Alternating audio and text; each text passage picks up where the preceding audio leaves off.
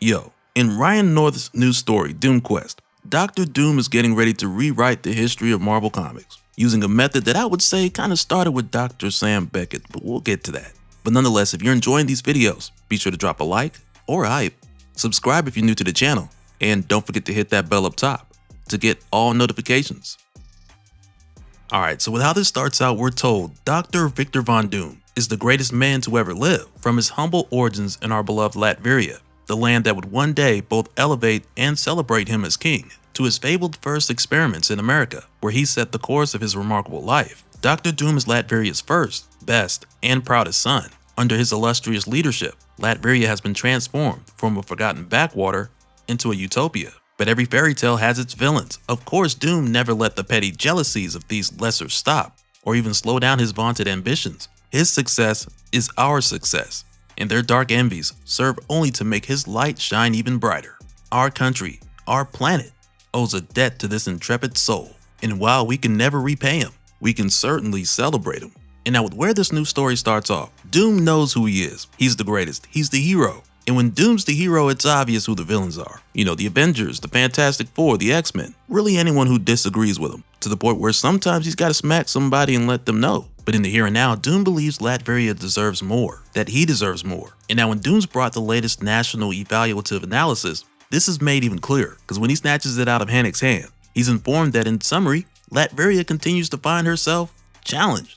And Hanek goes on to tell him, despite gains made in the past year, we remain too small, too poor, and outside of you, of course, your glory, too inconsequential. And right there when Doom just looks at him, Hanek is over here like, come on man, don't kill the messenger. And with seeing this again, Doom's like, Latveria requires more. I, Mr. Hanek, require more. So that's where Doom tells him we need a project, one to harness Latveria's resources, you know, something that'll elevate Latveria and its people. So Hanek suggests a huge statue, something more immense than any, only for Doom to turn it down because he's like, no, we need something bigger than that, something grander, something more ambitious. Because Doom says here, I can see the shape so clearly, but not yet its details. It's frustrating. So he tells Hanek, be gone, so he can ponder for a moment. And as he leaves, Doom tells him, if he keeps giving him the truth, then he'll keep granting him his life. And now as Doom's pondering what his next move is for the Latverian come-up, he gets an alert that says blue code detected. So right away he has it pulled up on Terminal 1 so he can check it out. Then when he asks for the origin of where it's coming from, he's told Amsterdam, the Netherlands. And that's where he's like, wait, that's the Minds of Tomorrow Summit. Impossible. Because they turned Doom down. And with them getting this code blue notification, he's rushing to the screen like I know they ain't got Reed Richards over there.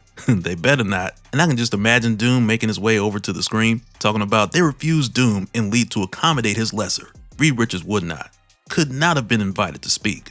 The very idea is, and the first thing he hears when he gets to the screen is, so tell us, Dr. Richards, what does the future hold? And Doom is pissed that they got Reed Richards on here. And as much as Doom hates Reed, he has notifications turned on, you know, with the whole code blue detected thing. And he may not hit the like button, but he's going to stick around and watch quite a bit of this. And now in this Minds of Tomorrow Summit, what he sees here is a keynote conversation with Reed Richards, where when Reed's asked what does the future hold, he shares what's basically the plans for his retirement project, which is what Reed would call the ultimate optimization of history. So Reed continues here saying, we know the time of our universe is finite. One day the stars will go out and life will end. And yet, despite that scientific inevitability, we've wasted so much time on conflict. There are trillions of lives across history lost to avoidable, meaningless death. It's a staggering sacrifice, and for nothing. And if we can reach peace, the end of history, then is it not ethically beholden upon us to try and save them too? I believe this may be the final great task of intelligence, to optimize our history, undoing any mistakes, setting right what once went wrong, thereby ensuring that every moment is filled with not war nor hate, but with as much grace, goodness,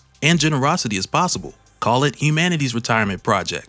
And right there, everybody in the audience is just clapping like, man, Reed Richards is so smart. And now the interviewer tells him that it's an admirable task, but surely a colossal one. And Reed says here, indeed, but progress has already been made.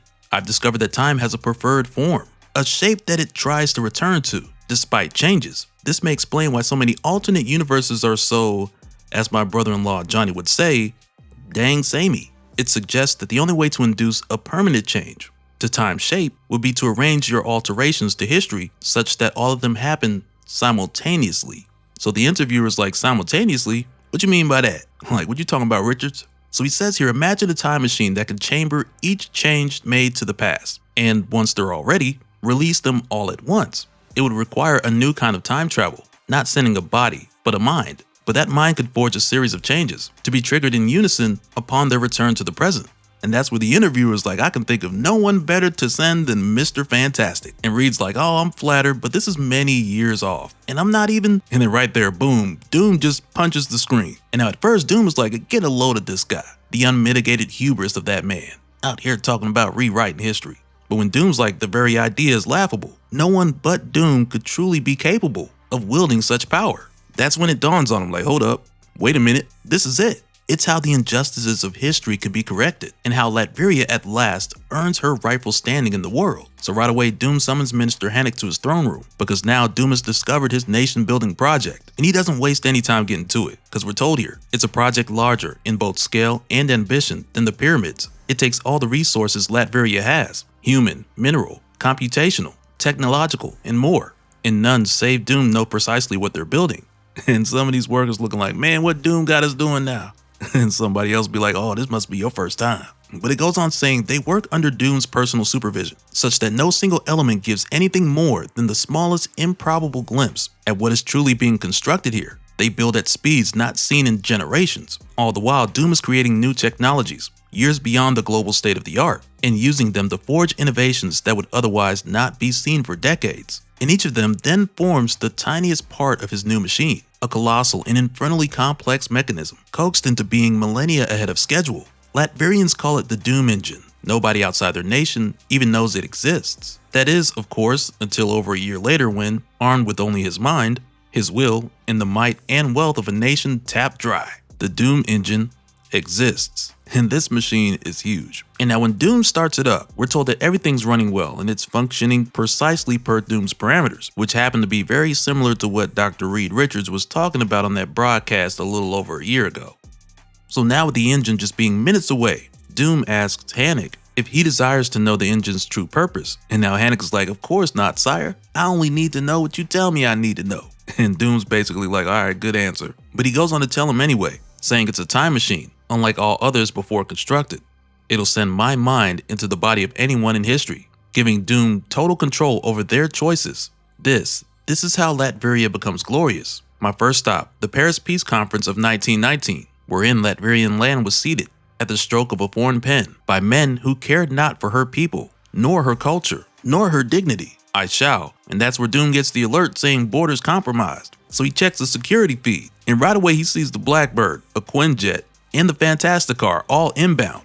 Cause now he has the X-Men, Fantastic Four, and Avengers making their way to shut him down. Cause he don't just start up something this huge without getting attention. Kinda like that neighbor that starts up the Scat Pack at 5 a.m. So now as the heroes, villains, make their way closer, they quickly run into Doom's missiles so they know that Doom knows that they're there. And at one point, Johnny asks Reed if he's sure that they're making the right call here. And Reed tells him he suspected Victor was building something for over a year. But it wasn't until now where the power drain of cutting on this device caused blackouts across Europe where Reed was able to confirm it. And that's where Reed's like, there's but one use for this much power. I don't know how he's done it, but I believe Victor's built the time machine I only dared speculate about. Our best hope is to stop him before he can use it. So everyone makes their way down. And when Doom sees this, he's just like, their envies prevent them from accepting a gift of a better world when they are not its author. And that's where he tells Hannick to activate all Doombots. And now Hannick is like, all? And Doom's like, yes, everyone, because he doesn't want any interference. So this includes Hannick as well.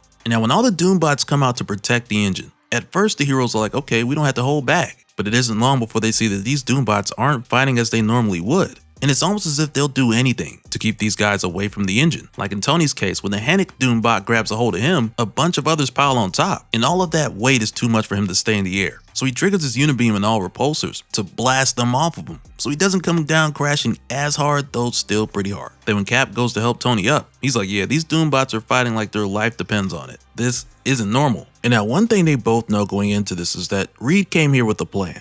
Because some of the heroes who are out here taking the hits and going up against whatever Doom throws at them, they're just playing the role of decoys, while a few of the others have the role of stopping the Doom engine. And we're showing just how crazy it is out here for these guys. In this moment when we go over to Cyclops and Wolverine, where Scott's like, it's hard to feel like we're making any progress. And Wolverine's like, that's fine, Slim, for now. Just focus on staying alive. And as we pan around, there are Doombots everywhere, which just goes to show how badly Doom doesn't want them to stop this. Because now when we head back over to Doom, who's inside getting ready to leap, He ends up running into this invisible wall just to look up and see Sue and Johnny. And Johnny's over here like, hey, you Vic. But Doom tells them, Invisible Woman, Human Torch, you clearly have no idea what you're attempting to stand in the way of. For if you did, you'd know how motivated I am to ensure you do not succeed. And when Doom attacks, Sue blocks it with her shield. She tells him, we know what you're trying to do, because Reed told him Doom was trying to rewrite history. So Sue's like, yeah, you're not complicated, Victor. In fact, you're rather simple. And Doom's over here like, let me pass, damn you.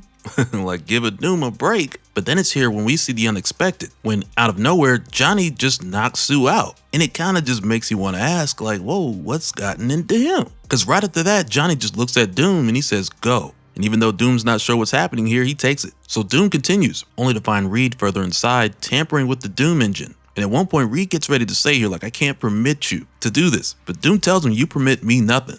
You have no say, no will over Doom. And once he's able to get Reed out of his way and continue to the Doom engine, Reed borderline begs him here. Because now he's like, please, Victor, listen, you can't alter history into your image. That idea was for the future, when we'd evolved past these petty. And right there, Doom's like, petty? Oh, okay, I got you, petty. Doom will show you petty. And he tells Reed, you cannot stop me, Richards. You never could. And now, you never will, as Doom activates the engine. And now, I don't know why, but there's something about the way Doom says, you never will. That reminds me of Kanye saying, I guess we'll never know. Like, to me, it's the same energy. But when Doom says here, you never will, and he makes the leap, as soon as Doom leaps, Reed is like, I'm sorry, Victor, but a Doom unchained throughout history is simply too dangerous. I couldn't stop you here. True, you left me no time, but I could nevertheless stop you there. And that's what we see with Doom. Instead of him going to Paris in 1919, he's sent somewhere else. And at first, Doom's like, well, okay, it worked. You know, like the old show Quantum Leap, when Dr. Sam Beckett would see his reflection and find himself in the body of someone else from the past in order to alter the events of the future, where he would just be like, oh boy, every episode. So when Doom sees his reflection, he's like, okay, it worked. But then he quickly realizes that not only is he not in France, but this isn't 1919, because when he looks at the cup that says White Star Line, Doom eventually realizes that this is instead April 14th, 1912, and he's currently aboard the Titanic. And it's like, man, if Reed was going to switch it up and put Doom anywhere, he chose here? It's like, for real, Reed, that's how you feel? And Doom just yells, Richards! Because, man, that was a very Richard move that Reed pulled just now. But yeah, as this continues, I can't wait to see where it goes. Because in a way, I kind of want Doom to go to these different moments in the past and pull this off. But yeah, if you guys enjoyed the video, be sure to drop a like or a hype. And let me know in the comments what you think about the first issue of Doom Quest. Because I'm rooting for the guy. And so now real quick, I want to give a special shout out to all the patrons. Thank you guys for all of your support. And for anyone who's new here, who wants more information on how to support the channel, I got a link below where you can go to patreon.com/DopeSpill. But that'll do it for this one, guys. Let me know your thoughts down in the comments below, and we'll do it again on the next one. All right, later.